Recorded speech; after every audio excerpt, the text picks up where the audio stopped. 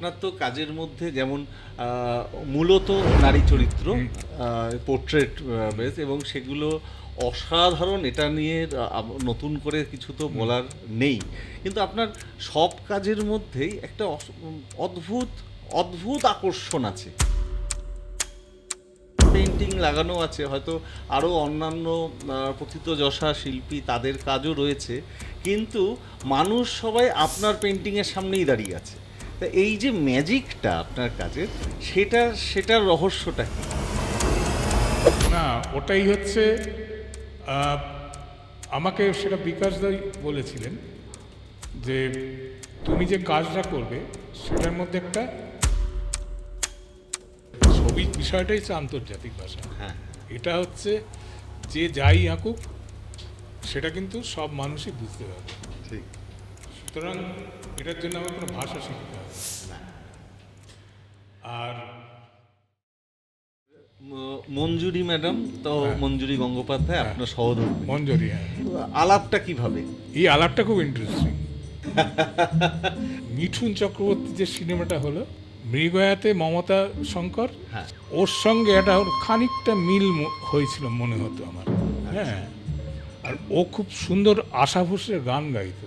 সেই গানটা শুনে আমি প্রেমে পড়ে গেছিলাম। আমাকে ফার্স্টেই যেটা বললো, না আমি রাজি আছি কিন্তু আমাকে বিয়ে করতে হবে।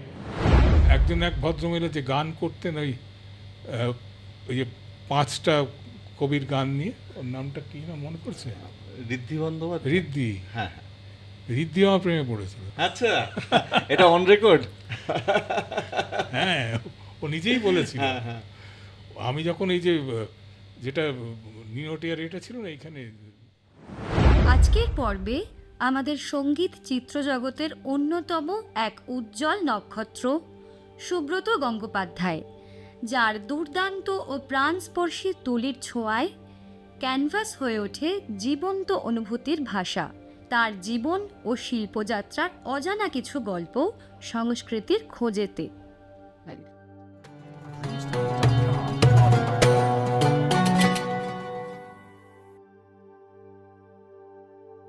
নমস্কার।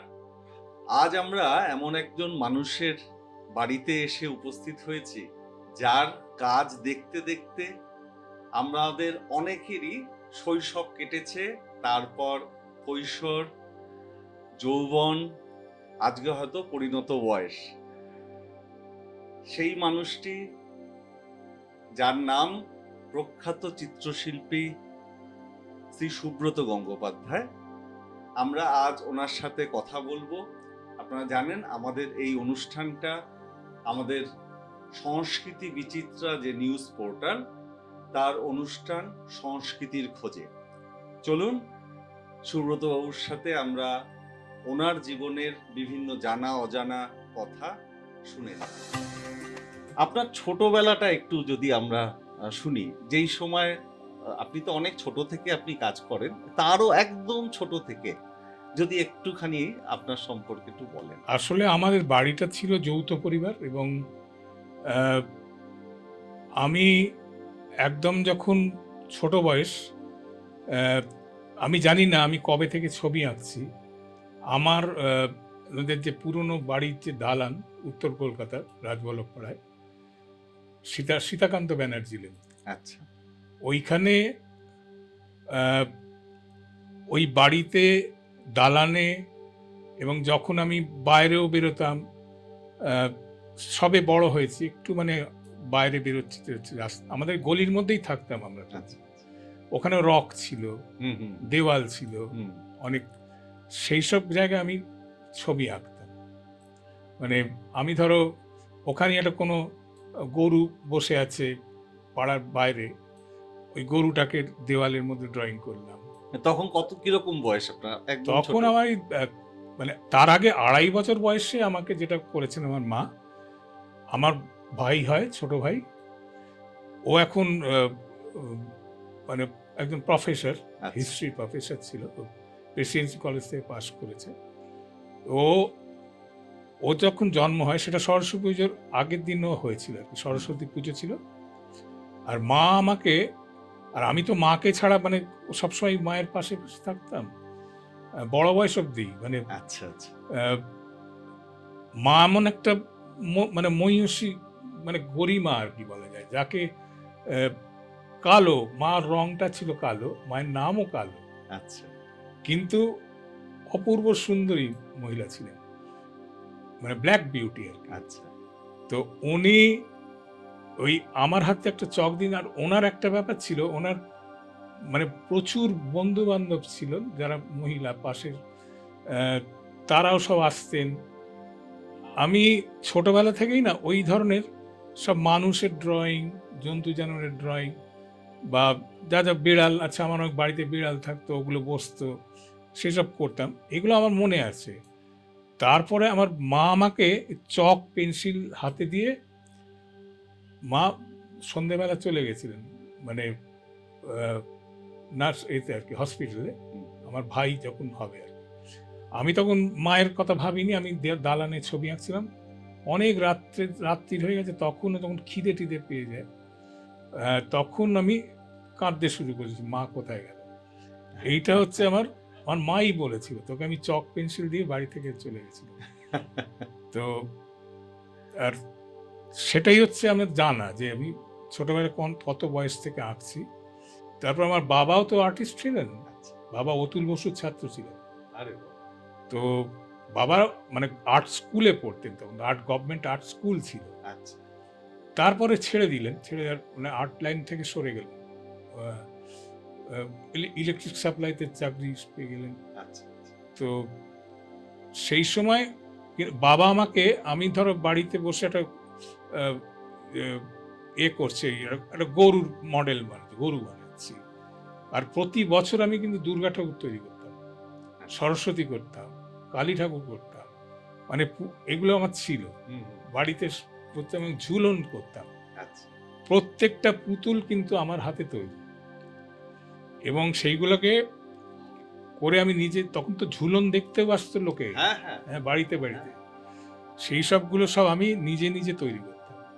কোনো কারণ আমাদের তো আর কিনে দেওয়ার অত বাড়িতে সাপোর্ট ছিল না ছোটবেলায়। ঝুলন করব, এই সবগুলো কিন্তু, যেমন ধরো একটা আমাদের অনেক বন্ধুর খেলনা বাড়ি ছিল, তারা খেলনা, প্রচুর খেলনা টেলনা রয়েছে, ওদের বাড়িতেও খেলতে অনেক সময়, কিন্তু আমি নিজে আবার সেই যে ফেলে দেওয়া বাক্স টাক্সগুলো দিয়ে, ওগুলো দিয়ে বাস গাড়ি এসব তৈরি করতাম।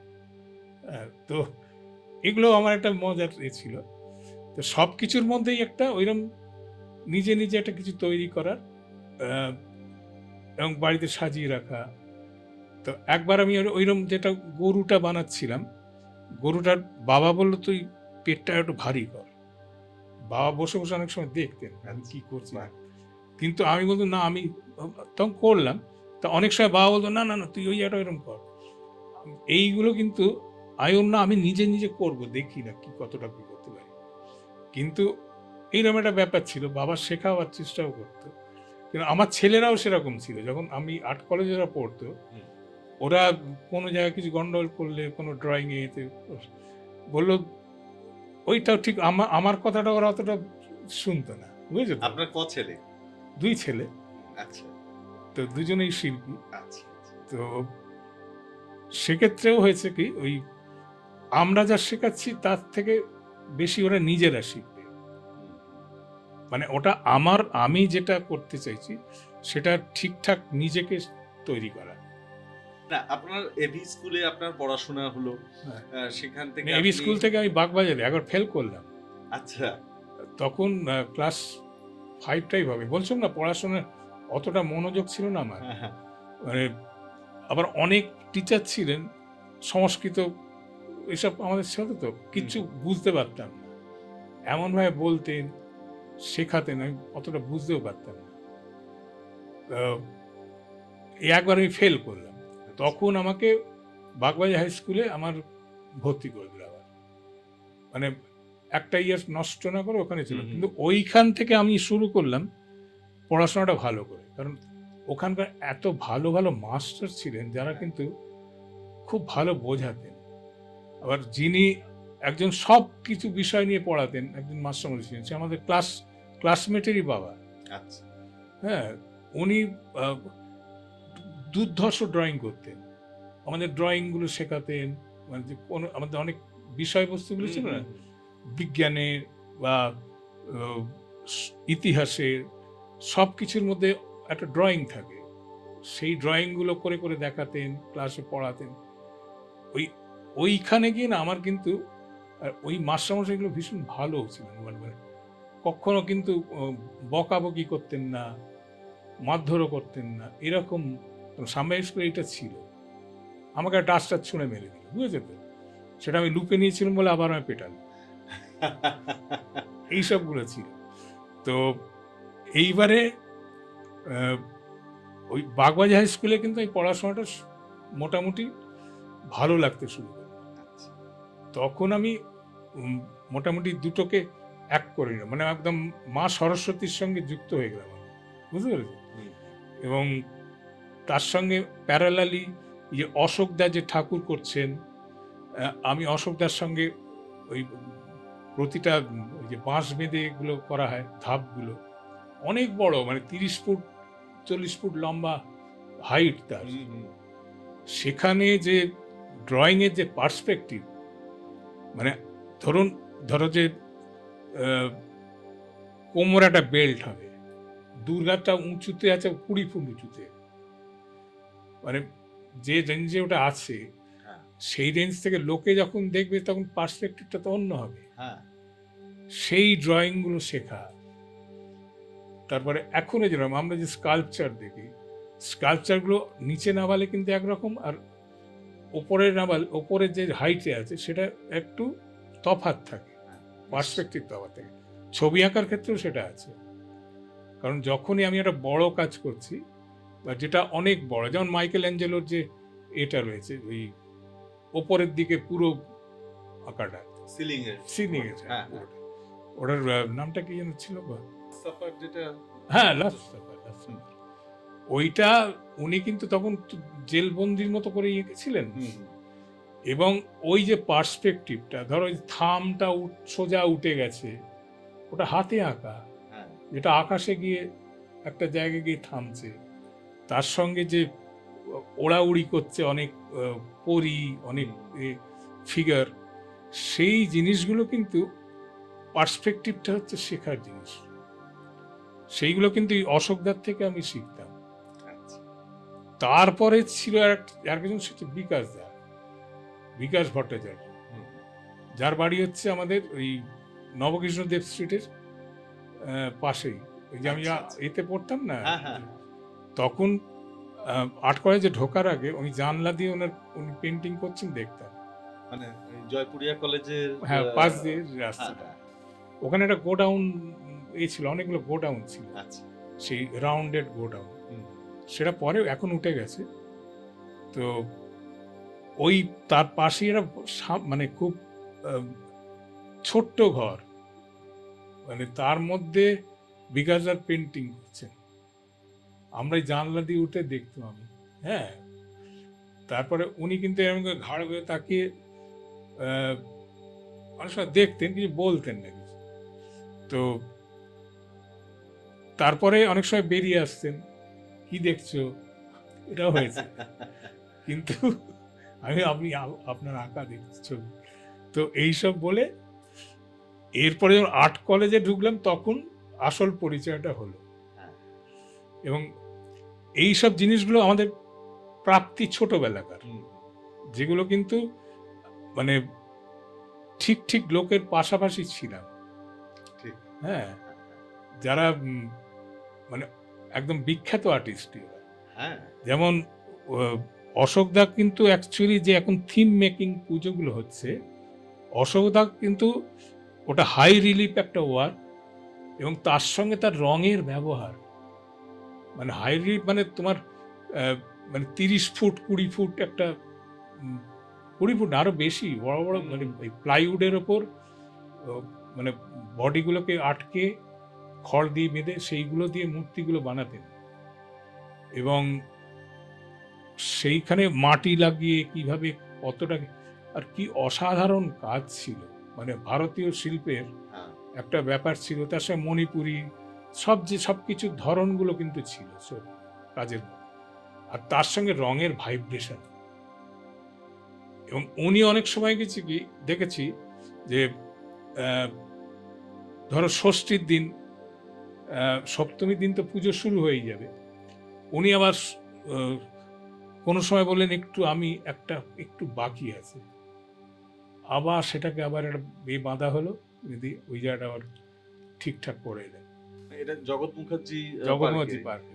জগৎ মুখার্জি পার্কে আপনিও বোধহয় পরবর্তীতে হ্যাঁ, আমি কাজ করেছি। হ্যাঁ, মানে আমি নিজে হাতে আর কাজ করিনি, আমি ড্রয়িং গুলো করে দিয়েছি, হ্যাঁ, কুমারটুলির ছেলে করতো। আর আমি এখনো ওদের সঙ্গে যুক্ত আছি। আর এমনি তখন আমরা বিভিন্ন জায়গায় ঠাকুর যে দেখতে যেতাম, সেগুলো বেসিক্যালি কিন্তু আমরা ভালো ভালো যেসব জায়গায় মূর্তি তৈরি হয় ঠিক একটু থিম মেকিং ধরনের তখনও আসেনি সব, কিন্তু সেই সময় ওইগুলো দেখতে যেতাম। যেমন ওই যে হ্যারিসন রোডের পরে যেটা আছে মোহাম্মদ আলী পার্ক, হ্যাঁ, ওই পার্কের যে পুজোটা হতো, যে করতো, ওর কাজগুলো অন্যরকম ছিল। হ্যাঁ, এরকম অনেকগুলো পুজো ছিল যেগুলো আমরা ওগুলোই দেখার জন্য যেতাম। আর জেনারেলি এমনি যে সাধারণ দুর্গা পুজোগুলো হয় তার মধ্যে সেগুলো তো সেই সময় তো কুমারটুলির পুজো বিখ্যাত ছিল। বাগবাজার সার্বজনীন আজও একই রকম, এবং সেটা এখন আমরা দেখতে যাই, কারণ ওর রূপটা আলাদা। হ্যাঁ, একটা গ্র্যান্ড ব্যাপার। তো এইগুলো থেকে কিন্তু এরপরে ছবি আঁকার যে শুরুটা হলো, সেটা হচ্ছে আর্ট কলেজে ঢুকবো তার আগে আমি আমার দাদা কমলাক্ষ গঙ্গোপাধ্যায়, যে ও তখন আমাদের যেহেতু আর্ট কলেজে ঢুকে গেছে সিনিয়র, ও সঙ্গে আমি আউটডোর করতে যেতাম।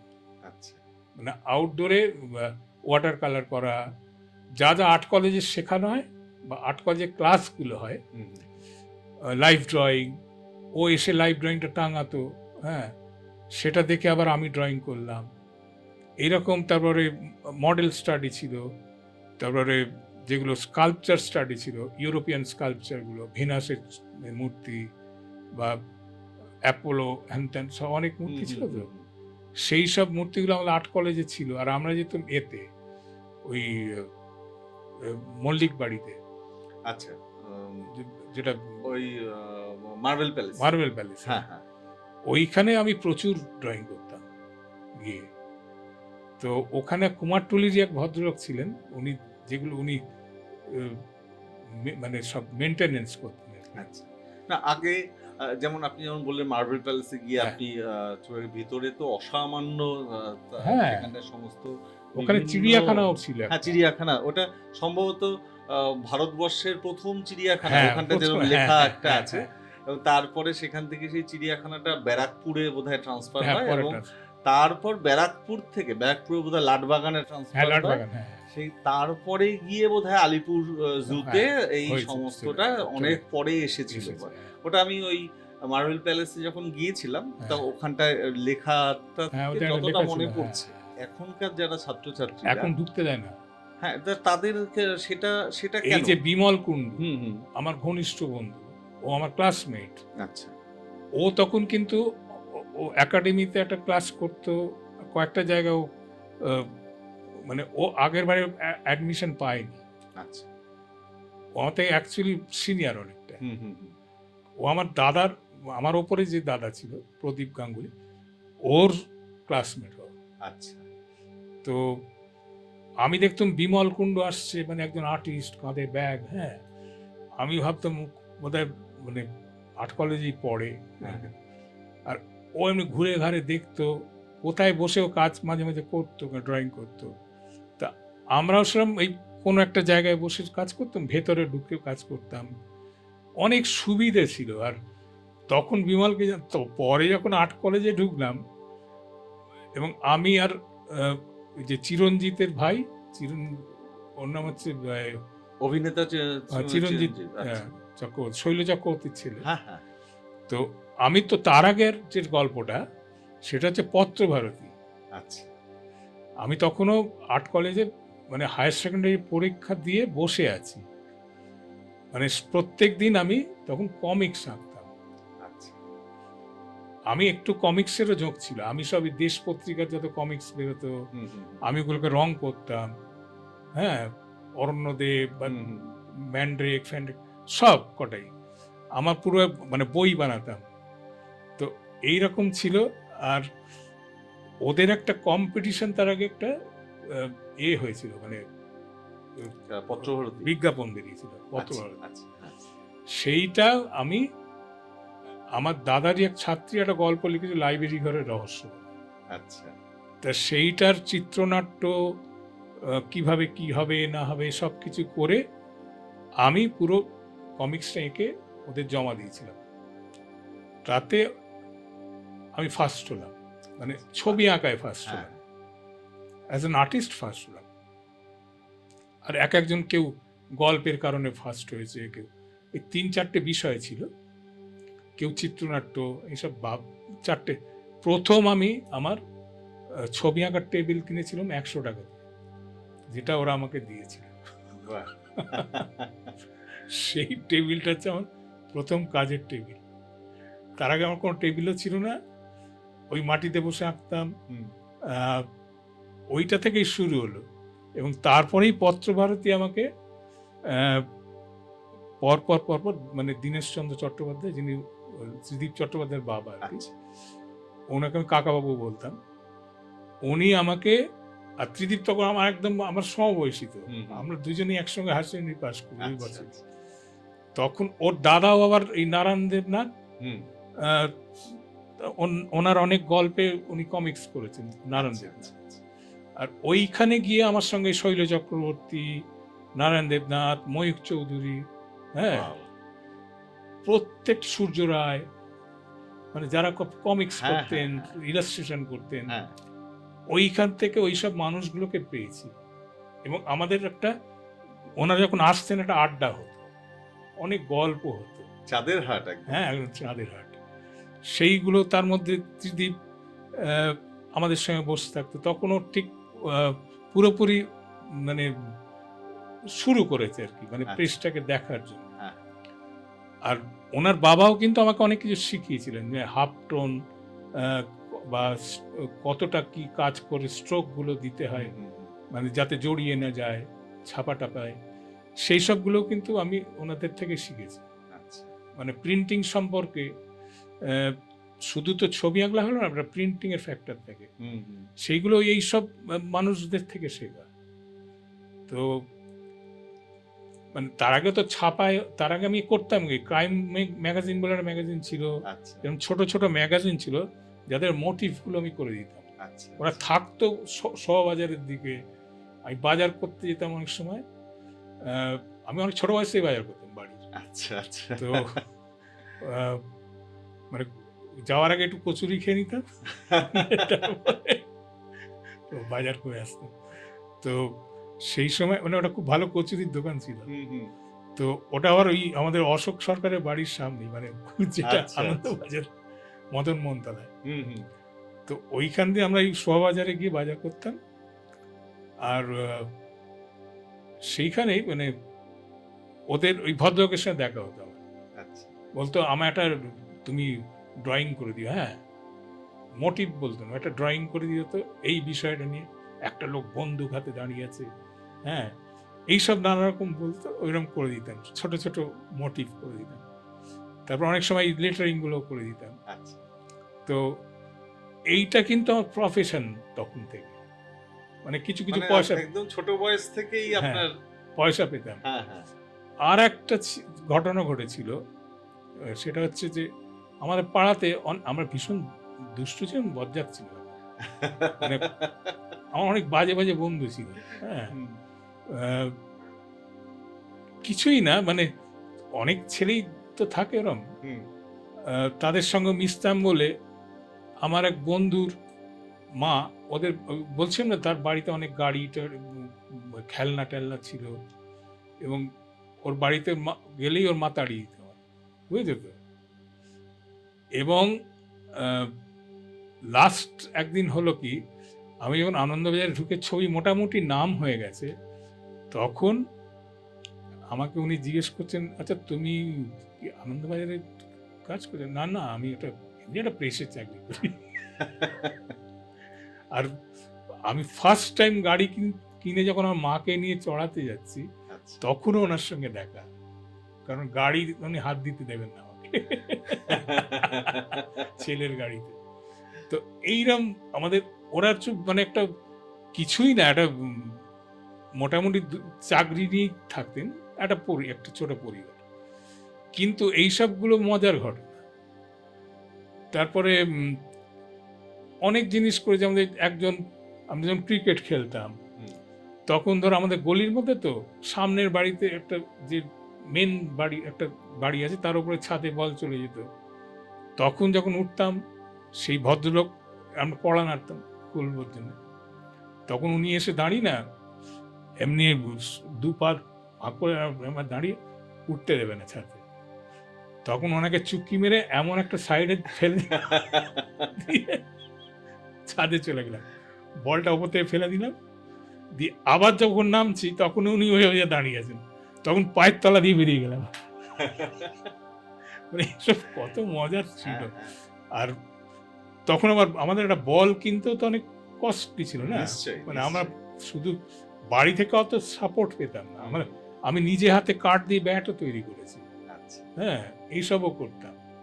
তো যেহেতু আমার মানে পারিবারিক, আমার এক মেজদা ছিলেন, জারতুতো দাদা, তিনি আমাকে অনেক প্রথম নিয়ে গেছেন জোড়াসাঁকো ঠাকুর বাড়িতে, অনেক, মানে একদম ছোট বয়স থেকে।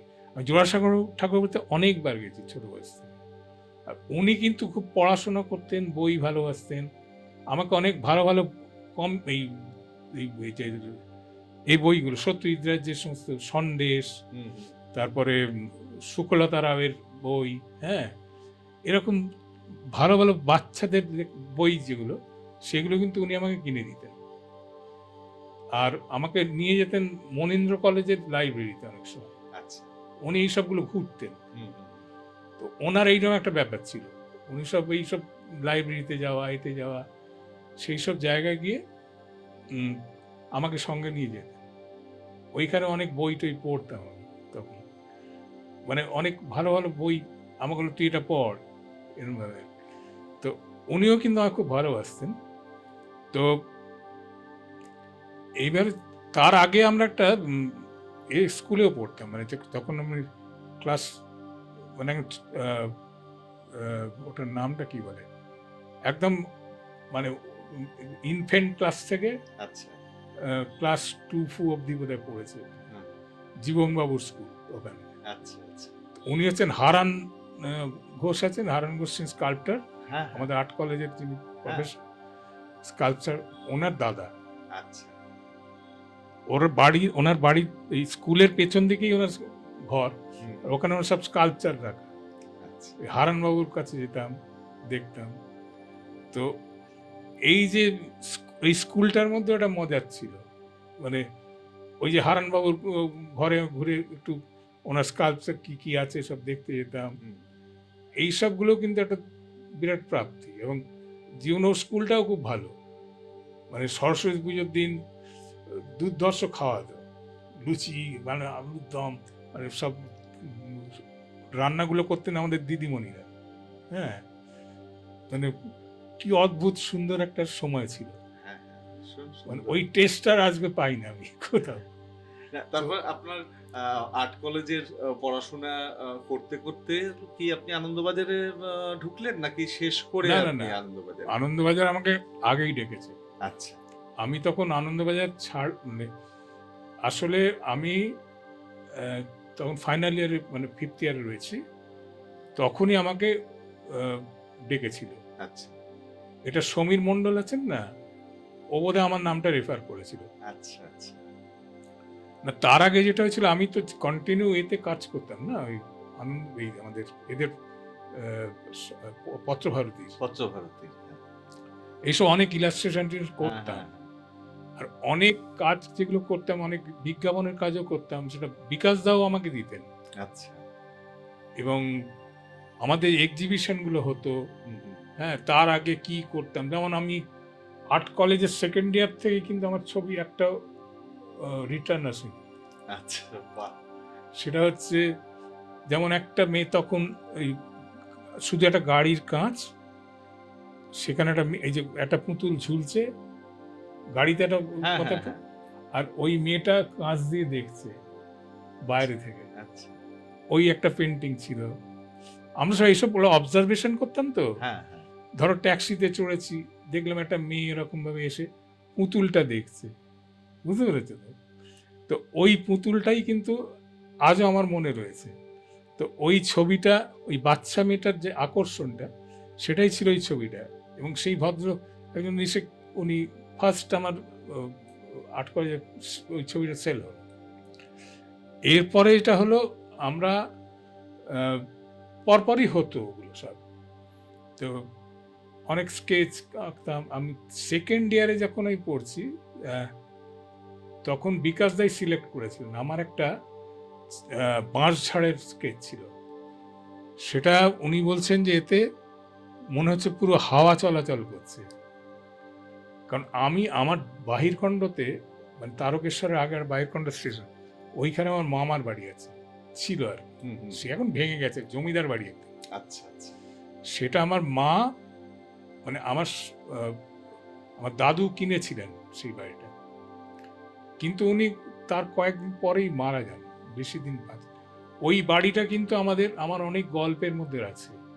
ওই বাড়ির আমার যেন একটা পুকুর নিয়ে, মানে পন্ড বিষয় নিয়ে একটা ছবি আছে, যেখানে মহিলারা, আমি তো ওই পুকুরের ধারে গিয়ে বসতাম তো, আর আমি বাচ্চা ছেলে, অত কেউ খেয়াল করতো না, অনেক গল্প করতো, সেগুলো আমি কিন্তু শুনতাম। হ্যাঁ, হ্যাঁ, আমি দেখেছি যে ছবিটা, কেউ বই পড়ছে, কেউ চুল আঁচড়াচ্ছে, না, গল্প ওটা নয়, করছে। ওটা নয়। আচ্ছা, আচ্ছা। এরা পুকুরে, ধরো একটা মেয়ের, নতুন মেয়ে, তার বিয়ে হয়ে সে এসছে, বাপের বাড়ি হুম। ফিরেছে, সেই পুকুরের ধারে অনেকে চান করছে তো, হ্যাঁ। এক একজনের দৃষ্টি এক এক রকম। আচ্ছা। মানে যার এখনো বিয়ে হয়নি, হ্যাঁ। যার বিয়ে হয়েও প্রবলেম হয়েছে আচ্ছা। বিয়ে হতে গিয়ে, হুম, হুম। এইসব ধরনের মহিলা তো ছিলেন, হ্যাঁ, হ্যাঁ। তারা স্নান করতেন। তো ওইখানে, আর আমি যেন কচি ছেলে তো বসে আছি তো, আচ্ছা। তো কিন্তু আমি এইগুলো সব অনুধাবন করতাম। হুম। এবং সেইগুলো নিয়ে পরবর্তীকালে আমি একটা পন্ড সিরিজ করেছি, অনেকগুলো ছবি আচ্ছা, এঁকেছি। আচ্ছা। যেমন ওই ওই, যে সিঁড়ির ওপরে পিছন ঠেসান দেওয়ার একটাই থাকে না হ্যাঁ। পুকুরের দুধারে, হ্যাঁ, হ্যাঁ, হ্যাঁ। ওইরকম ছিল। মানে একটা একটু ইট পিট বেরিয়ে গেছে কোনো দিকে, তা ওইটার ওপরে ওরা বসে আছে, দুজন মহিলা, হ্যাঁ, বসে গল্প করছে, মানে নিচের রকটায় বসেনি, হুম, হুম। উঁচু সাপোর্টের ওপরে হ্যাঁ। বসে আছে, বসে এইরকম পন্ড সিরিজ আমার অনেকগুলো ছবি ছিল। কিন্তু আমার প্রবলেম হচ্ছে কম্পিউটারে ওইসব ছবিগুলো না, মানে একবার বাজ পড়ে পুরো আমার হার্ড ডিস্কটা উড়ে যাওয়াতে এই ছবিগুলো হাওয়া হয়ে গেছে। এখন হ্যাঁ। যাদের কাছে আছে তারা হয়তো রেখেছে, কিন্তু অনেক ছবি যেগুলো আমার এখন মানে দেখাতে পাচ্ছি না, এই হচ্ছে সমস্যা। মঞ্জুরি ম্যাডাম তো, হ্যাঁ। মঞ্জুরি গঙ্গোপাধ্যায় হ্যাঁ। আপনার সহধর্মী। মঞ্জুরি, তা তার সেই আলাপটা কিভাবে? এই আলাপটা খুব ইন্টারেস্টিং আসলে। আমি তার আগে মিঠুন চক্রবর্তী যে সিনেমাটা হলো, মৃগয়া। মৃগয়া, হ্যাঁ। মৃগয়াতে মমতা শঙ্কর হ্যাঁ। ছিল। মমতা শঙ্কর আবার আমাদের আর্ট কলেজ আমাদের সঙ্গে পরীক্ষা দিয়েছে, আচ্ছা। আমার সাথে পরিচিত অনেক, আচ্ছা। তখন দেখা হয়েছিল। তো আবার রিসেন্টলি একটা অনুষ্ঠানে দেখা হয়েছিল। তো ওর সঙ্গে একটা ওর খানিকটা মিল হয়েছিল মনে হতো আমার, হ্যাঁ। আর ও খুব সুন্দর আশা ভোসলের গান গাইতো। ও আচ্ছা। আর আমাদের গলির ঠিক মুখে এক ভদ্রলোক ছিল, যার ওই এইসব মানে রেকর্ড করা, গ্রামাফোন, তারপর ওই মাইক্রোফোন দিয়ে গান হ্যাঁ, করা, হ্যাঁ। এইসব সিস্টেমগুলোর কাছে ছিল। আচ্ছা। ওকে দিয়ে ওটা গান করাচ্ছিল। হ্যাঁ। সেই গানটা শুনে আমি প্রেমে পড়ে গেছিলাম। মানে তারা আপনারা একই পাড়াতে? একই পাড়াতে। আচ্ছা। মানে আমি অনেক সময় লাফিয়ে মানে পাঁচিল ডিঙিয়ে ওদের ছাদেও গেছি। আচ্ছা। মানে ওর ভাইরা আমার সব বন্ধু তো, ক্লাসমেট তো। হুম হুম তো দাদা আমার সব ক্লাসমেট। তারপরে ওকে যখন ওই ফার্স্ট আমি প্রপোজ করেছিলাম, তখন কত কিন্তু বয়স তখন আপনার? তখন আমি আর্ট কলেজ পড়ি আর কি। আবার কম বয়সী, একদমই বয়স কম বয়সে, হ্যাঁ, হুম হুম সেকেন্ড ইয়ার থার্ড ইয়ার। হুম ওই মৃগয়া সিনেমাটা যখন এসেছিল, আচ্ছা হ্যাঁ হ্যাঁ তো ওই তখন মমতা শঙ্কর রোগা ছিল, ওর সঙ্গে একটা মিল ছিল। আচ্ছা হ্যাঁ, তখন ও দেখলাম একদিন হেঁটে যাচ্ছে, তখন ওকে আমি ওর সঙ্গে ফার্স্ট ওকে ডাকলাম, ওর ডাকলাম চিলি। আচ্ছা ওরা চিলি, মিলি আর ঝিলি, 3 বোন। আচ্ছা বড় বাহ, বোন হচ্ছে মিলি, হ্যাঁ মেজ বোন ঝিলি, আর সেকেন্ড থার্ড হচ্ছে চিলি। তা আমি চিলিকে ডাকলাম। মানে অ্যাকচুয়ালি ও ছোটবেলায় আমাদের বাড়িতে আসতো, মানে আমি ছাদে ঘুড়ি ওড়াতাম, হুম হুম ওরা সব আমার ছাদে আসতো, তখন অত কিছু মনেই হয়নি। কিন্তু হঠাৎ সেই থেকে আমার একটা ওর প্রতি আকর্ষণ এসেছিল আর কি। মানে ওকে দেখলে ভালো লাগতো। সেই গান শুনে তারপর এই গানটা আর শুনলাম, তারপর ওকে মৃগয়া সিনেমার বেরোনোর মৃগয়া পর সিনেমা ঠিক একই সময়, ওটা হ্যাঁ। পাশাপাশি সময়। ওই বছরই মানে ওকে আমি ফার্স্ট একটা প্রপোজ করেছি এই দিয়ে, চিঠি লিখে হ্যাঁ। আচ্ছা ও সেটাকে রিজেক্ট করে দিয়েছিল, হায় হায় সে কি হ্যাঁ। তারপরে এইরকম হতে আমি 7-8 দিন খুব মন খারাপ ছিল আমার। তারপরে আবার একদিন মানে আমার সাথে ও অনেক সময় গলির মুখটা বাড়ির দরজার সামনে দাঁড়িয়ে থাকতো, আর ওই কিছু দোকান টোকান করতে যেত এদিক ওদিক, তখন হয়তো দেখতে পেতাম। 7-8 দিন একটু মন খারাপ ছিল বলে আমি আবার একটা চিঠি লিখে বললো, ও আমাকে ফার্স্টেই যেটা বললো, না আমি রাজি আছি, কিন্তু আমাকে বিয়ে করতে হবে। কারণ হচ্ছে শুধু প্রেম করলে হবে না, হ্যাঁ মানে ও কিন্তু ওই রকমই, এখন ওই রকম, মানে হুম হুম যেটা করবে সেটা পাকাপাকি করতে হবে। হ্যাঁ তো ওইটাই শুরু। ফার্স্ট ও আমাকে ওই চিঠির একটা অ্যান্সার দিয়েছিল, সেইটা আর ওকে তখন না ওদের তখন লোডশেডিং হতো, আমি ওদের বাড়িতে গিয়েছিলাম, তখন ওর একটা হ্যারিকেনের আলো জ্বলছিল, ওর মুখের লাইটটাও খুব ইন্টারেস্টিং লাগছিল। মানে আমি তো সব জিনিসটা অন্যভাবে দেখি, হ্যাঁ নিশ্চয় রং, মুখের আলোতে কিরকম কেমন লাগছে সবটাই। তো সেইটাই ওই ক্ষেত্রে অদ্ভুত একটা আমার মনের মধ্যে একটা ইন্টারেস্টিং একটা ছবিও হয়ে গেল। আমি ওর জন্য ওরা একটা পোর্ট্রেটও করে দিয়েছিলাম। তো এরকম করতে করতে না, ও ফাইনালি আমি যখন চিঠিটা দিল, তখন ওই চিঠিটা কোথায় নিয়ে গিয়ে পড়বো, পকেটে করে নিয়ে সেই গঙ্গার ধারে খাল ধারে গিয়ে যেটা ফাঁকা জায়গায় বসে চিঠিটা পড়বো। কারণ ও চিঠিটা রিস্কি আছে, বাড়িতে কোথাও পড়লে দেখবো। এইটা ছিল ফার্স্ট একটা ইন্টারেস্টিং জিনিস, মানে কি বলবো, ওটা একটা প্রথম একটা প্রেমের চিঠি যেটা অ্যাকসেপ্ট করেছে সেইটাই। কিন্তু অনেক তারপরে প্রচুর মেয়ে আমার প্রেমে পড়েছে, আরে ইন্টারেস্টিং। কিন্তু আমি তাদের আর কোনো এ দিইনি, কারণ অনেকে তারা কি চিঠি দিয়েছিল? চিঠি নয়, আচ্ছা তারা মুখেই বলেছে। মুখে আচ্ছা তো আমাদের আর্ট কলেজে এরা পড়তো, এবং তারা পরবর্তীকালেও বলেছে আমি তোমার কিন্তু প্রেমে পড়েছিলাম। হ্যাঁ, এইসব অনেক গল্প হয়েছে। যেমন এক ভদ্রমহিলা যে গান করতেন, ওই যে 5টা কবির গান নিয়ে, ওর নামটা কি না মনে পড়ছে, ঋদ্ধি বন্দ্যোপাধ্যায়। ঋদ্ধি, হ্যাঁ ঋদ্ধি আমার প্রেমে পড়েছে। আচ্ছা, এটা অন রেকর্ড। হ্যাঁ, ও নিজেই বলেছিল। না, উনিও খুব সুন্দরী, হ্যাঁ খুবই সুন্দর। এটা এরকম মজার। আরেকজনও ছিল, আমার অনেক বায়ারও আমার প্রেমে পড়েছে, বুঝতে পেরেছো, মহিলা। তো সেগুলো ঘটেছে, কিন্তু আমি কিন্তু এগুলোকে কখনো আর ওই দিকে তাকাই না। তাহলে আপনার জীবনে আপনার মা হ্যাঁ। আপনার সহধর্মিণী, হ্যাঁ। তারপরে আপনার মামা বাড়িতে যে না, মামারাও খুব যা ভালো ছিল। মামা বাড়িতে যে আপনি যেটা বললেন যে ওই হ্যাঁ। পুকুর পাড়ে বসে বিভিন্ন মহিলারা তারা বসে কথা বলতেন, এবং তারপরে আপনাকে এই যে এত মহিলারা যারা প্রপোজ করেছেন, হ্যাঁ। তা আমরা তো বেশিরভাগ আমার ছবির মহিলা। বেশিরভাগ ছবি আপনার আর একটা আহ, কথা বলছি, আমার এক মাসি ছিলেন, সোনা হুম। মাসি। হ্যাঁ, আমি প্রথম যে পেন্টিংটা মানে ফাইনালি আমার আহ, মহিলার ছবি খুব ভালো এঁকেছিলাম, হ্যাঁ, সেটা হচ্ছে আসলে উনি, এরা কিন্তু খুব কেউ পয়সাওয়ালা লোক না, খুব মধ্যবিত্ত মানুষ আচ্ছা। সবাই। হ্যাঁ। এমনি একটা আমার মায়ের পিসিমার বিয়ে বাড়ি, সেইখানে ওইটা খানিকটা ওই যে তোমার এই সোনাগাছির আগে, আচ্ছা, যেখানটা আহ, গৃহস্থ বাড়ি লেখা থাকে, আচ্ছা, বুঝতে পেরেছো? হ্যাঁ, হ্যাঁ, ওইসব মানে আমি তো ওই জায়গাটাও যেতাম, সোনাগাছিতে ওদের ঘুরতেও যেতাম হুম, ছোটবেলায়, হুম, হুম।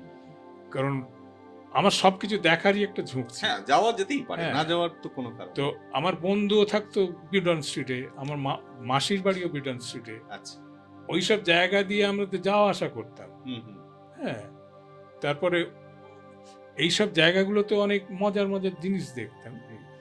আবার শঙ্করলাল ভট্টাচার্যের একটা লেখা ওই এই মানে বেশ্যাবাড়ি নিয়ে, হ্যাঁ, সেটার জন্য আমি অনেক জায়গায় যেতে হয়েছে ভিজিট করতে, হ্যাঁ। কিন্তু আমি এদের সাথে অনেক পরিচিতই ছিলাম, কারণ হচ্ছে এখন আমি দুর্বারের সাথে যুক্ত। আচ্ছা, তো এই যে যারা দুর্বারের ছেলেগুলো, যারা আমরা পদাতিক বলে একটা গ্রুপ আছে, আচ্ছা, এদের যে ফুটবল টিমটা, হুম, হুম, এই বাচ্চাদের, হুম, এটার কিন্তু স্পন্সর আর আমি। আচ্ছা, বাহ, প্রতি বছর আমি স্পন্সর করি এদের এদের মানে যারা সারা দেশেরই যত মানে এই প্রস্টিটিউটদের বাচ্চা রয়েছে, তাদের ফুটবল খেলা হয়, অনেক কিছু অনুষ্ঠান হয়। এদের তো মানুষ এখন তো এখনো ওইভাবে গ্রহণ করে না সাধারণ মানুষ হিসেবে। ঠিক, ঠিক, তো এই এদের শিক্ষা দীক্ষা, এদের যত এদের ভালো করে বাঁচানো, হুম, এর একটা প্রচেষ্টা চলে দুর্বার বলে একটা সমিতি আছে, তার সঙ্গে অনেক দিন ধরে যুক্ত। আচ্ছা, আচ্ছা, তো আর ওই কারণে কিন্তু আমার ওইখানে একটা ভালোবাসা রয়ে গেছে। হুম, আর আমি যেসব জায়গায় গেছি তাদের বাড়িতে কি সুন্দর বড় আয়না, হ্যাঁ, তারপরে সাজানো বিছানা, হ্যাঁ, এবং একটা সেই পমেটমের গন্ধ, হ্যাঁ। বুঝতে পেরেছেন? তখনকার যে হিমানি টিমানি সেইসব ছিল না, সেইসব মাখতো, সেইসব সাজানো, ওইসব নিয়ে অনেকগুলো ছবি এঁকেছিল। না, সোনামাসির কথা বলছিলেন এইবার আপনি। সোনামাসি, হ্যাঁ, সোনামাসি ছিল সোনার মতো, আচ্ছা, মানে ওই বিয়ে বাড়িতে যতজনই থাক, ওই একজনকে তোমার চোখে পড়বে, হ্যাঁ, মানে মুগের ডালের মতো গায়ের রং, বুঝতে আচ্ছা, পেরেছো? হ্যাঁ। এমন একটা ফর্সা, আর গলায় যে সোনার হারটা আছে, যে সরু বেশি বড় হারও নয়, সেটাও মনে হচ্ছে গায়ে মিশে গেছে, আচ্ছা, বুঝতে পেরেছো? এই সোনামাসি কিন্তু আমার একটা ইন্সপিরেশন। আচ্ছা, ওইখান থেকে কিন্তু আমি ওনার পোর্ট্রেট আমি আমার ইমাজিনেশন থেকে এঁকেছিলাম। হুম, তো এই কাজগুলো মানে আর এই যে মহিলাদের প্রতি, মহিলাদের যে মহিমাগুলো রয়েছে, হ্যাঁ। আমি কিন্তু এদের খুব সম্মান করি। নিশ্চয়ই, এদের এরাই আমাদের জীবনের সব কিছু, কিন্তু কারণ মহিলা নারী ছাড়া হুম, আমরা কেউ কিন্তু ঠিক মতো বাঁচতেই পারবো না একদমই পারবো না। হ্যাঁ, তাদের সাহায্য ছাড়া। ঠিক, তো সেটা আমার মা যেরকম করেছেন, যেমন আমি এতে বলেছিলাম যে আহ, আমার মা যখন আমার বাবা মারা যান, তখন কিন্তু অনেক আহ, বিপদে পড়ে গেছে, আমাদের পড়াশোনার খরচা টরচা এসবগুলো। তবুও কিন্তু মা সব অনেক গয়নাগাটি ছিল যেগুলো বিক্রি করে দিয়েছেন, মানে আমাদের সব পড়াশোনার জন্য ব্যবস্থা। সেইগুলো যখন করতেন, তখন অনেকে এসে মায়ের বন্ধুরা জিজ্ঞেস করতো, আমার মাসিরা জিজ্ঞেস করতো, তুই বিক্রি করে দিচ্ছিস কেন গয়নাগুলোকে? মা বলতো, না রে, আমি নতুন গয়না গড়ছি, এরা আমার আসল গয়না তো এরা। দারুণ কথা, হ্যাঁ, ঠিক, এই হচ্ছে আমার মা। হ্যাঁ, এবং সেই মানে সেই মায়ের যে শক্তি এবং মহিমা, মানসিক জোরটা, সেটা কিন্তু সব নারীর থেকেই আমরা এই শক্তিটা অর্জন করার চেষ্টা করি এবং তাদের শ্রদ্ধাও করি। কারণ পুরুষ নারী ছাড়া কখনো মানে একটা জীবন তৈরি হয় না, তাই না? হ্যাঁ।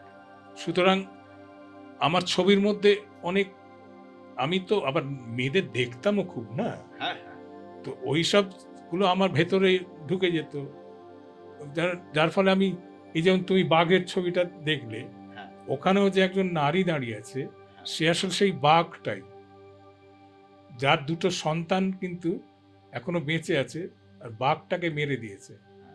কারণ আপনার তো কাজের মধ্যে যেমন মূলত নারী চরিত্র, পোর্ট্রেট বেস, এবং সেগুলো অসাধারণ। এটা নিয়ে নতুন করে কিছু তো বলার নেই, কিন্তু আপনার সব কাজের মধ্যেই একটা অদ্ভুত অদ্ভুত আকর্ষণ আছে। সেটা একটা ব্যাকগ্রাউন্ডের মধ্যে আপনি এত সুন্দর একটা ব্যাকগ্রাউন্ড ক্রিয়েট করেছেন, তার ওপরে যে ক্যারেক্টারটা এসেছে সেটাও ভীষণ সুন্দর। আপনার কাছে আমি শুনেছিলাম, বা আমি সামনে দাঁড়িয়েও দেখেছি যে 100টা কাজ, 100টা পেন্টিং লাগানো আছে, হয়তো আরও অন্যান্য প্রথিতযশা শিল্পী তাদের কাজও রয়েছে, কিন্তু মানুষ সবাই আপনার পেন্টিংয়ের সামনেই দাঁড়িয়ে আছে। তা এই যে ম্যাজিকটা আপনার কাজের, সেটার রহস্যটা কি? না, ওটাই হচ্ছে, আমাকে সেটা বিকাশ দাই বলেছিলেন যে তুমি যে কাজটা করবে সেটার মধ্যে একটা কি বলবো, লোককে যেন আকর্ষণ করে, কোনো একটা এমন একটা রং ব্যবহার করবে, এমন একটা বিষয়বস্তু রাখবে যেটা মানুষকে টানবে। মানে ছবি কিন্তু আসলে ওটা তো, ছবির তো কোনো গল্প নয়, মানে মানে লেখার ভাষা নয়। এর মধ্যে অনেকে যারা ক্রিটিক, তারা অনেক কিছু লেখে। হ্যাঁ, ছবি তো নিজেই কথা বলে, ছবি কথা বলবে। হ্যাঁ, ওই ছবি যেন কথা বলে, এবং এইগুলো কিন্তু মানে আমার ছবির মধ্যে এটা নিজে নিজেই আসে। আমি জাস্ট ছবিটা একটা ভাবনা দিয়ে শুরু করি, করে তার সঙ্গে ব্যাকগ্রাউন্ডটা কি জায়গায় যাবে, ছবি ডিরেকশন দেয়। কারণ অনেক সময় অনেক রং নিয়ে এটা আমার রঙের খেলা, পুরোটাই রঙের খেলা। কারণ আমি রোজই হোলি খেলি, তো আমায় যেদিন অনেকে হোলি বল, হ্যাপি হোলি বল, সেদিন হোলির দিন আমি রং নিয়ে এখন হোলি খেলছি। হ্যাঁ, আপনার যেমন কাজের মধ্যে মূলত যেমন বললাম যে নারী চরিত্র, অবশ্যই নারী চরিত্র রয়েছে, সেই সঙ্গে এই রং খেলার একটা সিরিজ আছে, ভার্মিলনের একটা সিরিজ রয়েছে, রাজস্থান সিরিজ বিখ্যাত। তা সেইগুলো নিয়ে যদি কিছু বলেন, যে এগুলো আপনি তার তো একটা ইন্সপিরেশন, একটা সেটা হচ্ছে, আমি প্রথম রাজস্থানে যখন যাই, রাজস্থান, গুজরাট, আমার যে জুনেজা আর্ট গ্যালারি আছে, এটা ওখানে জয়পুরে, ওই ভদ্রমহিলা আমার প্রথম ডেকেছিলেন যে ওখানে একটা শো করার জন্য। কারণ দিল্লির শোটা, যেটা গ্যালারি গণেশায় হয়েছিল, ওটা উনি দেখেছিলেন। তারপরে আমাকে উনি অফার করেছিলেন, এবং তখন উনি বললেন একটা প্রদর্শনী করবো, তুমি আমার গ্যালারিতে করো। সেইটা করতে গিয়ে আমি অনেক ছবি এঁকেছিলাম, যেগুলো আমার মতো ছবি আঁকা, বা অন্য ধরনের বিষয়বস্তু নিয়ে আঁকা, সবই। তার মধ্যে একটা ছিল, ওই একটা মেয়ে জল থেকে স্নান করে উঠছে, ওটা ওর খুব ভালো হচ্ছে। অনেক ছবি আছে, যেটা এই যে আমার যে মাস্টার স্ট্রোক বলে যে কভারটার জন্য করছো, ওটা ওর কালেকশন। আচ্ছা, ওর একটা নিজস্ব মিউজিয়াম আছে, যেখানে আমার অনেকগুলো ছবি ওর কাছে রয়েছে। তো সেইটার ক্ষেত্রে ও ফার্স্ট আমাকে ওই ডান্সটা দেখিয়েছিল, ওই একটা রাজমহলের মধ্যেই। তো ওই ডান্সটা করেছিল আমেরিকান ভদ্রমহিলা, করতেন, কম বয়সী এবং অপূর্ব সুন্দরী। সে কিন্তু এত ভালো ডান্স করতো, রাজস্থানী ডান্সগুলো বা গুজরাটি ডান্সগুলো, যেগুলো এই মাথার ওপর অনেক কলসি নিয়ে, আগুন নিয়ে, এ নিয়ে সব নানা রকমের গ্রুপ ডান্সও ছিল। সেইগুলো দেখে ওগুলো আমি ঠিক ওইভাবে ওই বিষয়বস্তুটা নিয়ে, মানে ওটা ডান্ডিয়া বা এইসব কিছু নয়, কিন্তু আমার কাছে ওটা যে ডান্স অফ জয়। হ্যাঁ, এবং আমি ওদের কিন্তু ওটা কিন্তু সেমি অ্যাবস্ট্রাক্ট সবটাই, কোথাও কিন্তু 100% ওটা কবিতার মতো। হ্যাঁ, কারণ আমি যখন নিউ ডাকি, আমি কিন্তু তার মধ্যে এমন কোনো অশ্লীল ভাঁজ দিই না যেটা কিন্তু মানুষকে মানে ডিস্টার্ব করবে। আচ্ছা, ঠিক। কারণ নারী হচ্ছে মানে ঈশ্বরের সব থেকে বড় সৃষ্টি। নারীর থেকে সুন্দর কিছু জিনিস হয় না, তার গড়ন পেটন সব কিছুর মধ্যেই। যেমন আমাদের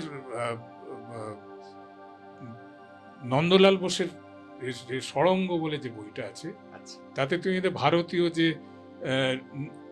দুর্গার গড়ন, দেবদেবীর গড়ন বা দেবতাদেরও যে বিশেষ বিশেষ প্রাকৃতিক জিনিসগুলো দিয়ে কিন্তু এগুলো তৈরি করা। আচ্ছা, মানে গলাটা যেমন মানে হাতগুলো থোড়ের মতো, মানে হাতির সুঁড় হাত থেকে, কাঁধ থেকে নামছে, এরকম একটা জিনিস হচ্ছে হাত। তার মধ্যে গড়নের মধ্যে থোড়ের মতো একটা গড়ন আছে, আচ্ছা, আঙুলের মধ্যে ফুলের মতো একটা ফ্যাক্টর আছে, আবার চোখ কান এসব বিষয়গুলো নিয়ে কিন্তু লেখা আছে, যেগুলো কিন্তু সবকটা প্রাকৃতিক বিষয়বস্তু নিয়ে, মানে যেগুলো আমাদের ভারতীয় চিত্রকলার মধ্যে আছে। সেটা কিন্তু আমরা যেমন রিয়েলিটি কাজ নিয়ে শিখেছি, রিয়েলিস্টিক কাজও করেছি, আবার এই সবগুলো ভাবনা নিয়েও কাজগুলোকে করেছি। যেমন আমি যখন দুর্গাটা আঁকছি, যখন মানে অন্য প্যাটার্নে আঁকছি, তখন ভারতীয় চিত্রকলার সঙ্গে একটা মিল রয়েছে। এবং আমাদের, এবং আমি রাজপুত যে সমস্ত এই পেন্টিং আছে, সমস্ত মিনিয়েচার পেন্টিংগুলোর সঙ্গেও আমার একটা লেখাও বেরিয়েছিল আচ্ছা, মিনিয়েচার পেন্টিং নিয়ে। আর রাজস্থানে ওইসব আর্টিস্টরা আসতো আমার কাছে, আচ্ছা, ঘনিষ্ঠ। বাহ, হ্যাঁ। তো আমি ওখানে অনেকগুলো আর্ট ওয়ার্কশপ করতাম, যেখানে প্রচুর লোক আসতো, এবং তারা সব ওই মিনিয়েচার পেন্টিংও করতেন। আর্ট কলেজগুলো ছিল, সেখানেও যেতাম। তো ওইগুলো কিন্তু আমি যেমন নন্দলাল, আমাদের অবন ঠাকুরের যে রাজকাহিনী, হ্যাঁ, ওটা 3 জনেরই আঁকা। প্রথম হচ্ছে নন্দলাল বোস, তারপর সত্যজিৎ রায়, থার্ডটা হচ্ছে আমার। ওটা আনন্দ পাবলিশার্স বার করেছে। আচ্ছা, তো এইটা একটা মানে ওটাও কিন্তু এই ভারতীয় চিত্রকলা, যে নন্দলাল বোসের যে রাজস্থান নিয়ে যে গল্পটা, পুরো তার সমস্ত বিষয়বস্তুগুলো, রাজা রাজার যে যুদ্ধ, তার সঙ্গে তার প্রকৃতি সব মিলিয়ে, মানে রাজস্থানে গিয়ে কিন্তু আমার খালি অবন ঠাকুরের কথাই মনে হতো, অবনীন্দ্রনাথ ঠাকুরের। কারণ ওনার এই গান, তারপরে আমি পরে যখন গেলাম, আবার রুদালি সিনেমাটা হয়েছিল, হ্যাঁ, সব জিনিসগুলো কিন্তু ওই আমি রাজস্থানে এই কাজের মধ্যে কিন্তু আমার অ্যাপ্লাই করতাম।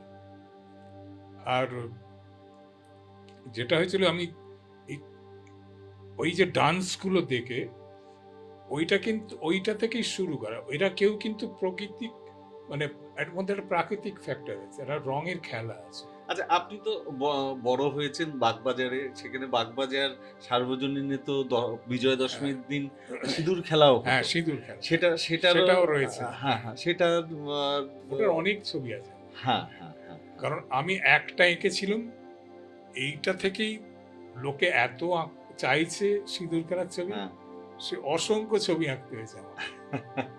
তো মানে একটু এদিক ওদিক করে অনেক ছবি এঁকেছি। এখন তো মানে আজকের দিনেও সেখানটায় সিঁদুর খেলা হয়, বাগবাজার সর্বজনীনে একই রকম ভাবে পুজো হচ্ছে, কিন্তু এখন আর কোনো চিত্রশিল্পীদের ওখানে দেখা যায় না। এখন কয়েক হাজার ক্যামেরাম্যান ছবি তুলছে। হ্যাঁ, এমন একজন গ্যালারি লোক আছে, ও আমাকে ফোন করেছিল কয়েকদিন আগে, যে আমি এটা সিঁদুর, তোমার যে সিঁদুর খেলার যে ছবিগুলো আছে, ওগুলো অনেক দাম তো, এমনি কেউ আছে এরকম আঁকতে পারে? আমি কি করে জানি? হ্যাঁ। মানে কম দামে ওই সিঁদুর খেলার ছবি হুম, বিক্রি হুম, করে। আমার তো ধারণা নেই কে এটা করছে। অনেকে করে, কিন্তু সেটাতে সে তার মতো করে। কারণ আমার ছবি কপি করা অত সহজ নয়। কপি করে অনেকে, হ্যাঁ, কিন্তু আমার কাছে অনেক ছবি এসছে যেগুলো ফেক ছবি। হ্যাঁ। হ্যাঁ, আমার দেখার আগে আমার গিন্নি দেখে বলে দিয়েছে ফেক ছবি। হ্যাঁ, কারণ ও আমার ছবি প্রত্যেকদিন অবজার্ভ করে। হুম, কারণ আমি ছবি এঁকে যখন হয়তো ঘুমিয়ে পড়েছি, ও তখন গিয়ে ছবিগুলো দেখে কোথায় কি গন্ডগোল আছে। ওর দেখে দেখে অভ্যেস হয়ে গেছে না? হ্যাঁ, হ্যাঁ, হ্যাঁ। মানে ও সব বসে বসে অবজার্ভ করে। এবার তোমার ওই জায়গাটা কিন্তু এরকম লাগছে, ওই জায়গাটা তো একটু মানে আরেকটু এই যে আমি একটা এদের যে দুর্গা করেছিলাম এই লাস্ট খুঁটি পুজো, হ্যাঁ। সেটা আমি মানে শ্রীভূমিতে। শ্রীভূমির, হ্যাঁ। ওতে পেন্টিং করি তো। হুম, হুম। ও এসে বলে তুমি একটু না পাওয়ার বাড়াও। তো সেইটাই আসলে আমি আসলে যেহেতু এখন এইসব ঘটনাগুলো ঘটছে, হ্যাঁ। তো ওই জন্য আমি শ্রীভূমির জন্য ওই রকম একটা ছবি আঁকতে চাইছিলাম। আচ্ছা। তো ও কিন্তু বললো না, তুমি ওটাকে চোখের পাওয়ারটা বাড়াও, ওকে ওকে একটা আরো শক্তিশালী করো মুখের মধ্যে। হ্যাঁ। সেটা তুমি দেখবে শ্রীভূমি যেটা খুঁটি বুঝেছে হ্যাঁ। সেই হোর্ডিং এ ছিল। তো সেটা হয়তো ওদের পছন্দ হয়নি অতটা, কিন্তু দিতেই হয়েছে। হুম, হুম। তো কিন্তু এইরকম মানে ও কিন্তু আমার সব কাজ অবজার্ভ করে, এবং সেই ক্ষেত্রে এই অবজারভেশনটা কিন্তু মানে খুব আমার কাছে খুব প্লাস পয়েন্ট। হ্যাঁ, নিশ্চয়ই, নিশ্চয়ই। আচ্ছা, আপনি ফেক ছবি বা কপি হ্যাঁ, কাজের হ্যাঁ। কথা বললেন। অনেক তো হয়। হ্যাঁ, হ্যাঁ, না, না, ওটাই বলছি যে আমরা তো সর্বভারতীয় সঙ্গীত সংস্কৃতি পরিষদ থেকে আপনার একটা যে বইটা আমরা হ্যাঁ। বার করছি তাতে হয়তো ফুল সিরিজ কমপ্লিট হয়ে গেলে 300-400 ছবি থাকবে। হুম, তা সেই আপনার কিরকম লাগবে কখনো যদি দেখেন হুম। আপনার সেই ছবি কেউ প্রিন্ট করে সেই প্রিন্টটা বাঁধিয়ে রেখেছে বা ঘরে রেখেছে বা সেটা নিয়ে কোনোভাবে ব্যবহার করছে। করছে তো। হ্যাঁ, না সেটা আপনার কেমন লাগবে? মানে না, তখন তো আমি লোকের না, কাছে অ্যাভেলেবল হয়ে যাবে আমি পুরো না বইটা। এগুলো এমনিতেই অ্যাভেলেবেল। হ্যাঁ, এখন আমি দেখি ওই অনেকগুলো গ্যালারি, হ্যাঁ। ওই রাজস্থানের যে গ্যালারি, হুম, হুম। এরা কিন্তু আমার ছবি প্রিন্ট করে বিক্রি করে। আচ্ছা। আর বিদেশিরা খুব প্রিন্ট কেনে। হ্যাঁ। আগে আমাকে দিয়ে সই করাতো, হুম। সই করে একটা অথেন্টিকেশন নিত, কিন্তু এখন সেটা ওইভাবে চলছে, আমি জানতে খবর পাই। আচ্ছা, আপনার ধরুন আপনি তো কনভেনশনাল আর্টিস্ট, হুম, তারপরে ডিজিটাল যুগও আপনি দেখেছেন, আজকে এআই। হুম। তা এই যে ট্রানজিশনটা হাতে আঁকার সঙ্গে এআই বা ডিজিটালের কোনো তুলনাই চলে না, এটা সত্যি কথা। না না, কিন্তু একদমই আপনার নয়। point of কারণ view টা কি? আমরা যেটা দেখছি, এআইতে কিন্তু একটা মানুষকে তার প্রাণ দেখা যায় না। আমরা তো অনেক ছবি দেখছি যেগুলো হ্যাঁ। এআই দিয়ে করছে, সেটা কিন্তু দেখলেই বোঝা যায় আর্টিফিশিয়াল। হ্যাঁ। কারণ একটা মানুষের মনের যে একটা ভাবনা তার মুখের মধ্যে থাকে, তার চরিত্রটা হ্যাঁ। সম্পূর্ণভাবে মুখে থাকে, তার প্রতিটা খাঁজে তার ফ্যাক্টরগুলো থাকে, সেইগুলো কিন্তু এআইতে পাওয়া যায় না। এআই দিয়ে অনেকেই অনেক কিছু পাঠাচ্ছে, অনেক ছবি করছে, কিন্তু হাতে আঁকা আর এআই দিয়ে দুটোর সঙ্গে কিন্তু কোনো মেলবন্ধন হয় না। আমি এটা দেখেছি, যেমন হ্যাঁ, হ্যাঁ। মোনালিসাকে এআই দিয়ে জীবন্ত করে দিয়েছে। হ্যাঁ, মোনালিসা ওটা হয়তো অনেকে দেখতে ভালো লাগছে, হুম, হুম, কিন্তু যারা ছবি আঁকে হুম। আমরা কিন্তু একটু মানে অস্বস্তি করছি। কারণ হচ্ছে এই এই ছবিগুলো কিন্তু, এগুলো এআই এর ছবিগুলো কিন্তু অরিজিনাল ছবি নয়, না, না, সে তো অরিজিনাল কখনোই না। আর্ট নয়, এটা AI art. Hmm, hmm. This is not painting. না। তো পেন্টিং যে করছে তার যে হাতের যা মনের কথা রয়েছে, সেটা কিন্তু আলাদা, সম্পূর্ণ আলাদা। হ্যাঁ। আর এআইটা সবসময় বোঝা যায় এটা আর্টিফিশিয়াল। কারণ এআই দিয়ে আমাদের হয়তো সবকিছু দেখতে পাবে, আমাদের সবকিছু জানতে পারবে, আমরা পুরো সব ঘেঁটে দিতে পারবে, কিন্তু ছবি আঁকাটাকে সেইভাবে এআই দিয়ে নষ্ট করা যাবে না। আমার তাই ধারণা। হ্যাঁ, অবশ্যই। আপনার তো প্রচুর পোর্ট্রেট করা আছে, যার মধ্যে আমরা আলোচনা করছিলাম একটু আগে রামকিঙ্কর বেজের কথা। সত্যজিৎ রায়ের দুটো পোর্ট্রেট, একটা তো আমার মনেই পড়ছে, মুখে ওনার পাইপ দেওয়া, না, আরো অসম্ভব পোর্ট্রেট বোল্ড করেছি, সেগুলো একটা। খুব একটা আমার কাছে আছে, অনেকগুলো বইয়ের কভারও আছে। আচ্ছা, আচ্ছা। আহ, এগুলো না আমি ও, আমার মন থেকেই হয়। আমি ঠিক আমি যে করেছিলাম হুম, হুম। সব কাজই তাই হয়। যেমন যে কোনো একটা সৃষ্টিমূলক জিনিস, সেটা কিন্তু সেকেন্ড টাইম হয় না। না, ঠিক। সেটা যা হয়েছে সেটা ঈশ্বরই করিয়েছে আমার হ্যাঁ, মনে হয়।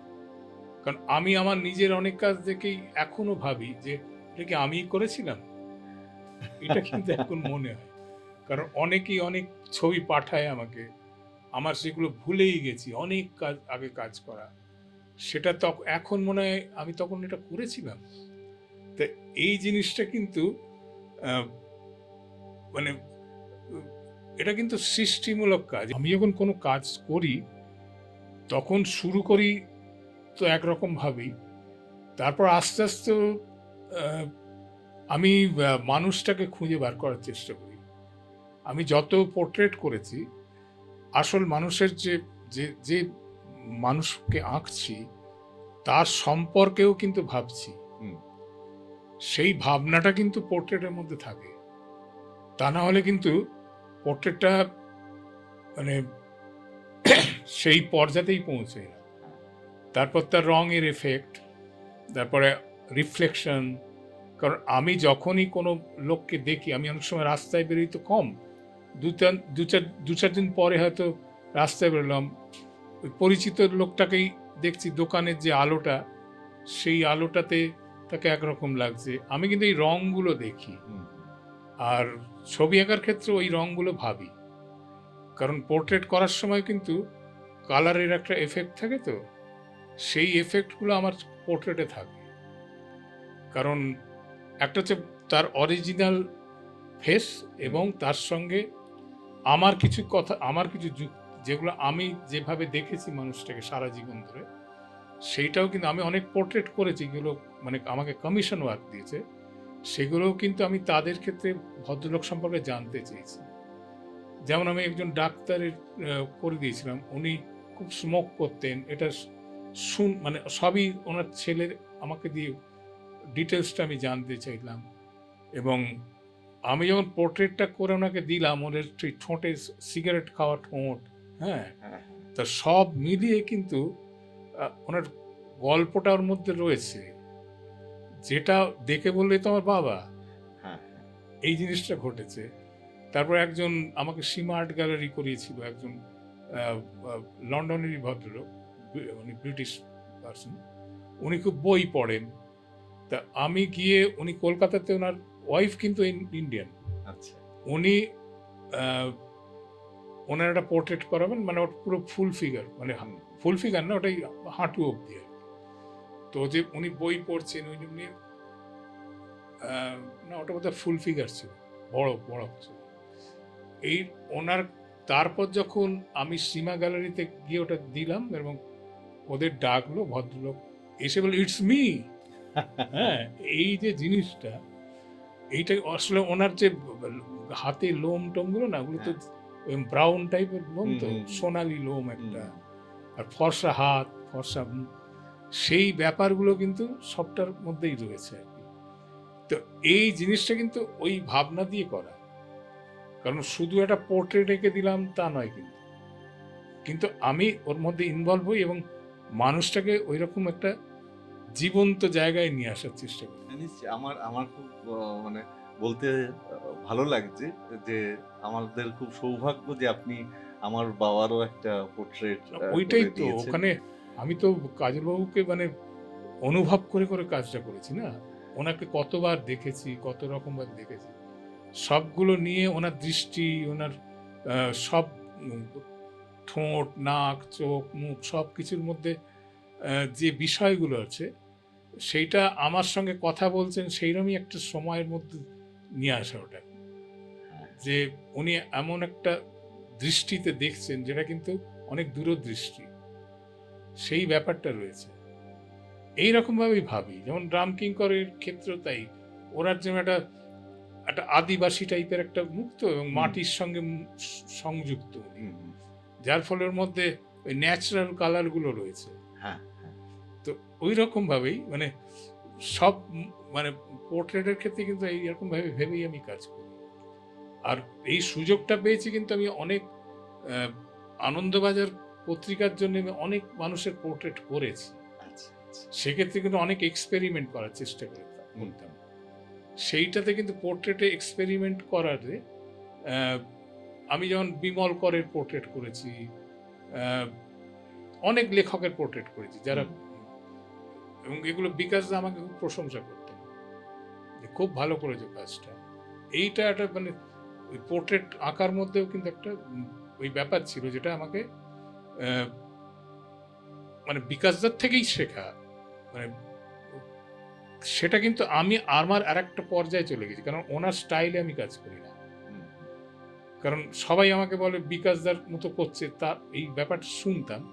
তারপর থেকে আমি কিন্তু পুরোটাই বেরিয়ে গেলাম নিজের দিকে, কারণ আমি আমার ব্রাশ স্ট্রোকটাকে মানে অন্যভাবে ব্যবহার করেছি, যেটার জন্যে মানে পোর্ট্রেটগুলো অন্য ধরনের হয়েছে, যেটা যেই দেখে সেটা নিজেই সে বুঝতে পারে এটা আর কেউ করতে পারবে না, ঠিক, এটা কপি হবে না। ঠিক ঠিক। এই ব্যাপারটা কিন্তু আমি কাজের মধ্যে রাখার চেষ্টা করি, কারণ এটা আমার একটা কি বলবো আর ইচ্ছে এবং আমার নিমগ্নতা কাজের মধ্যে। আপনি তো অনেক বিভিন্ন অর্গানাইজেশনের সঙ্গে যুক্ত আছেন, বিভিন্ন পুজো কমিটিতে যুক্ত আছেন, বা পুজোর সময় যে এই যে অ্যাওয়ার্ড প্রোগ্রামগুলো হয় তা সেই সঙ্গে যুক্ত রয়েছেন। সামনে তো আমাদের বাঙালির শ্রেষ্ঠ উৎসব দুর্গোৎসব আসছে, সেইখানে আপনি তো বিভিন্ন কমিটির সঙ্গে, পুজো কমিটি থেকে শুরু করে বিভিন্ন শারদ সম্মান যেগুলো আছে সেগুলোর সাথে আপনি যুক্ত। তা সেইটার এই যে লাস্ট 10 বছর বা 15 বছরের তাতে কি কোনো এই যে থিম পুজোর বেশি বাড়াবাড়ি, বা সেখানটায় আগে কি শিল্পীদের বেশি প্রাধান্য ছিল, বর্তমানে কম, নাকি আজকের দিনে শিল্পীদের প্রাধান্য অনেক বেশি? আচ্ছা, কারণ প্রথম দিকে অনেক রকমের শিল্প ছিল, মানে ক্রিয়েটিভিটি হতো, যেটা হচ্ছে মেটেরিয়াল দিয়ে, বিস্কুটের ঠাকুর, ব্লেডের ঠাকুর, কাঁচের ঠাকুর, সেটা তো গেল। তারপরে যেমন অশোকদারটা বলছিলাম, অশোক গুপ্ত, ওনার তো একটা অসাধারণ মানে সৃষ্টিমূলক কাজ, সেসব ছবি তুমি এতে দেখতেও পাবে, অশোকদার বই বেরিয়েওছে বোধহয়, এবং আমার কাছে অনেক ছবিও আছে ওনার।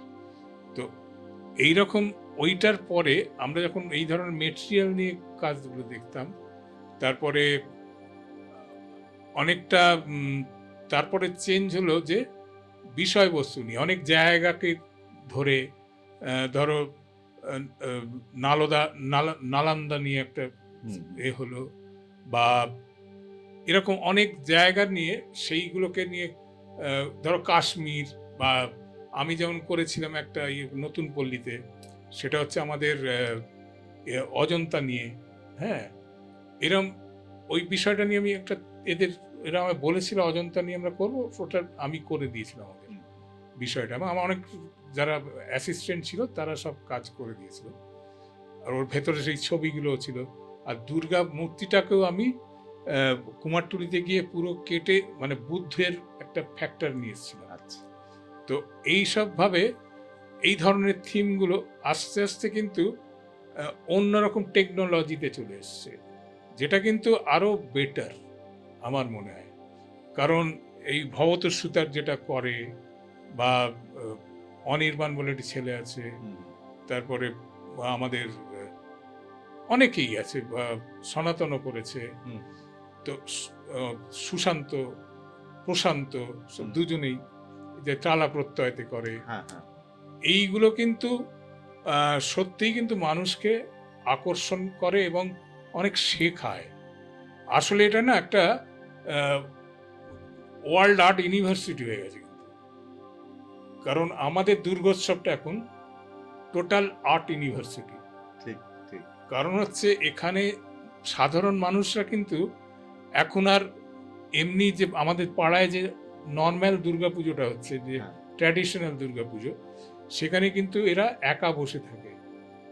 যারা দায়িত্ব নেয়, আর তার মধ্যে অনেকেই পালিয়ে যায় অন্যান্য জায়গায় ঠাকুর দেখতে, মানে থিম পুজোগুলো দেখতে।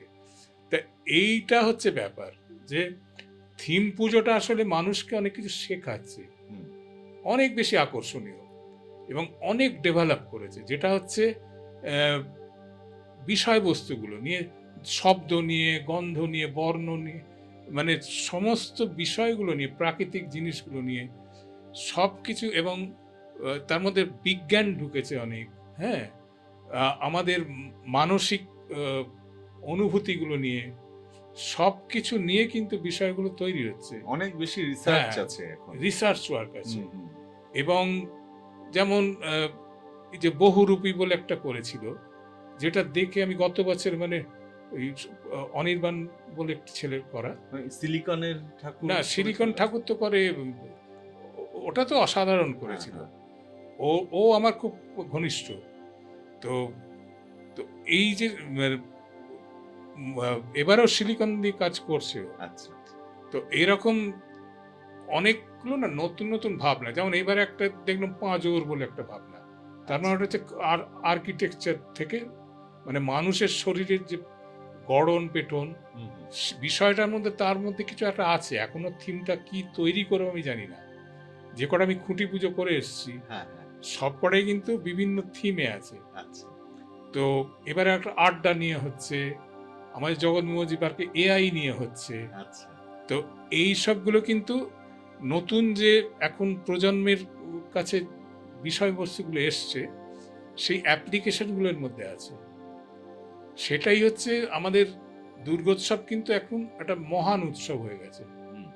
যেটা সারা পৃথিবীর মানুষ কিন্তু এখানে, আমি তো দেখেছি এগুলো যারা বিভিন্ন দেশ থেকে আসেন আর কি, তাদের আমি দেখেছি তারা এখানে আলাদাভাবে দেখতে আসেন।